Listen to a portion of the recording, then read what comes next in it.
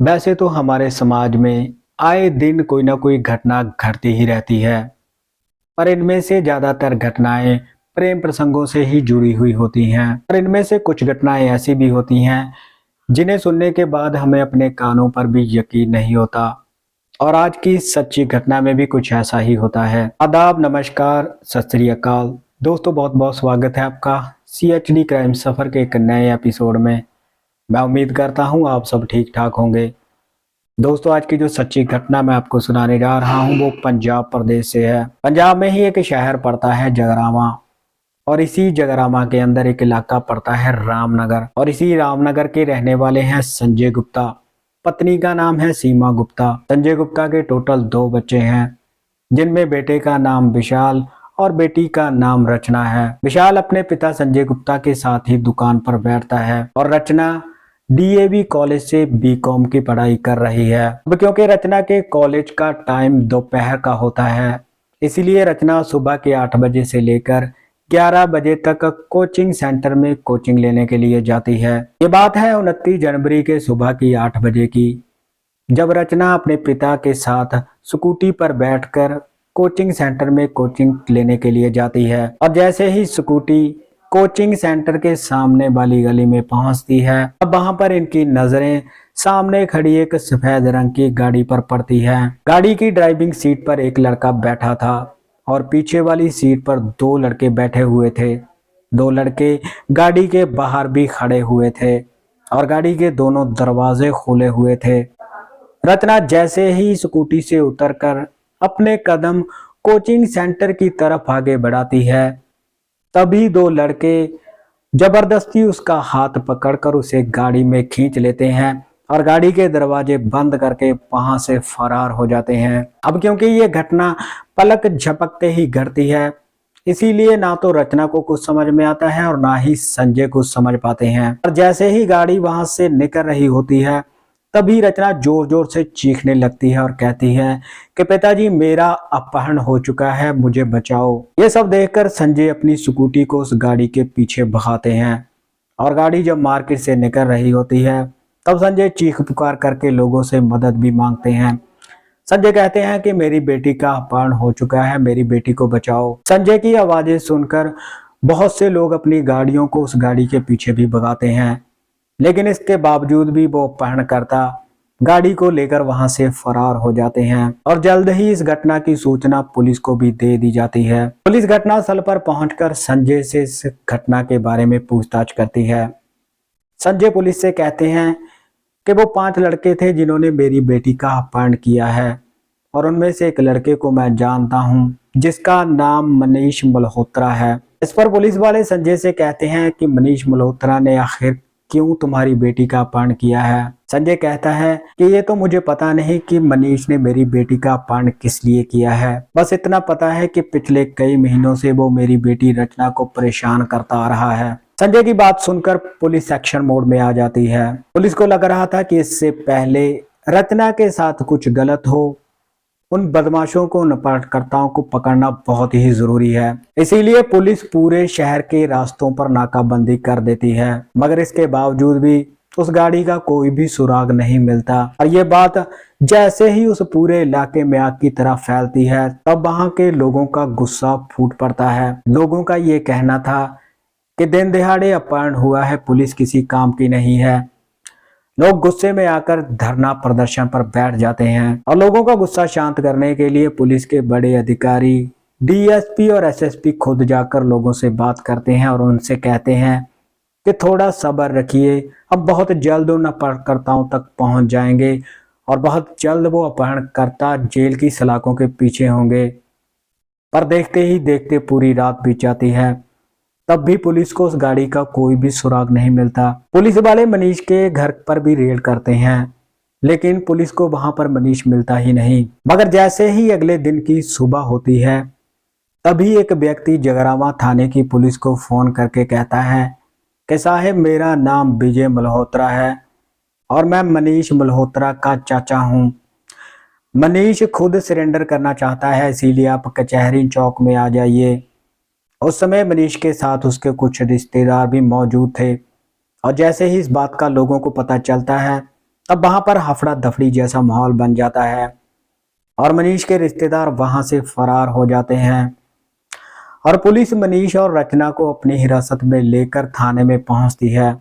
सबसे पहले पुलिस रचना की मेडिकल जांच करवाती है और उस रिपोर्ट में ये बात साफ हो जाती है कि रचना के साथ कुछ भी गलत नहीं हुआ था। इसके बाद पुलिस वाले मनीष से रचना के अपहरण की वजह पूछते हैं और मनीष जो वजह पुलिस को बताता है तब सारा मामला ही उलट निकल जाता है।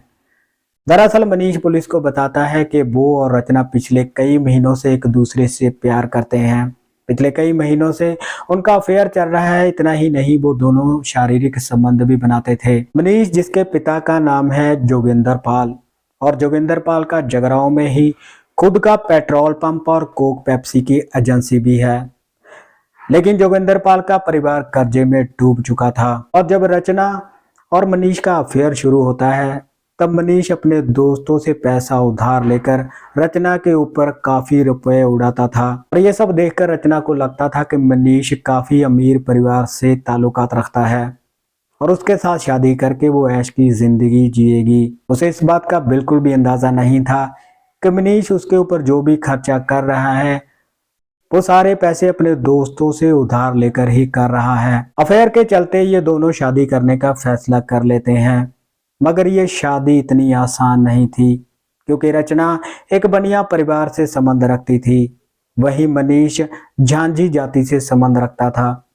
इसीलिए रचना मनीष को सुझाव देते हुए कहती है कि वैसे तो मेरे पापा कभी भी शादी के लिए हाँ नहीं करेंगे और अगर हम कोर्ट मैरिज कर लेंगे उसके बाद ही हम घर वालों से शादी के बारे में बात करेंगे और अगर वो मंजूरी देते हैं तो ठीक है, वरना हम उन्हें सर्टिफिकेट दिखाकर कह देंगे कि वैसे तो ऑलरेडी हमने कोर्ट मैरिज कर ली है। रचना का ये सुझाव मनीष को काफी पसंद आता है, इसीलिए दोनों वकील के पास जाकर उसे कहते हैं कि हम कोर्ट मैरिज करना चाहते हैं। लेकिन वकील उन्हें कहता है कोर्ट मैरिज करने से पहले तुम्हें किसी गुरुद्वारा या मंदिर में जाकर शादी करनी होगी और वहां से प्रमाण पत्र लेकर आना होगा और वही प्रमाण पत्र कोर्ट में दिखाकर तुम्हारी कोर्ट मैरिज होगी। इसके बाद मनीष और रचना अपने कुछ दोस्तों को साथ लेकर एक गुरुद्वारा में जाकर शादी कर लेते हैं और वहां से प्रमाण पत्र भी ले लेते हैं और वही प्रमाण पत्र लेकर वो वकील के पास जाते हैं और वकील वही प्रमाण पत्र लेकर चंडीगढ़ हाई कोर्ट में जाता है और वहां से इन दोनों की कोर्ट मैरिज करवाकर इन्हें सर्टिफिकेट दिलवा देता है और वहीं से रचना और मनीष अपने अपने घर चले जाते हैं और फोन पर बातचीत करते रहते हैं।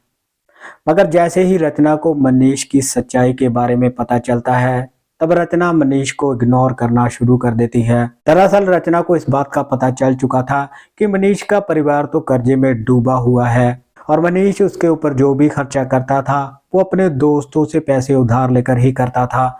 इसी वजह से रचना को काफी गुस्सा आता है और वो मनीष को इग्नोर करना शुरू कर देती है और मनीष के बार बार कॉल करने के बावजूद भी रचना उसका कोई भी जवाब नहीं देती थी। दूसरी तरफ मनीष के कुछ दोस्त उसका मजाक उड़ाते हुए उसे कहना शुरू कर देते हैं कि तू यहाँ पर पड़ा पड़ा सड़ रहा है और तेरी बहू मायके में ऐश कर रही है। मनीष इन बातों को अपने दिल पर लगा लेता है और वहीं से वो एक गलत फैसला ले लेता है। मनीष सोचता है कि अगर रचना प्यार से आएगी तो ठीक है, वरना वो जबरदस्ती उसे उठाकर ले आएगा। इसी वजह से मनीष इसके बारे में अपनी बुआ के बेटे अभिषेक के साथ बात करता है और अभिषेक मनीष की बात सुनकर उसका साथ देने के लिए तैयार हो जाता है और अपने 3 और दोस्तों को भी इसमें शामिल कर लेता है जिनके नाम बंटी, मोहित और आकाश हैं और ये पांचों मिलकर 29 जनवरी को कोचिंग सेंटर के बाहर से रचना का अपहरण कर लेते हैं और जैसे ही गाड़ी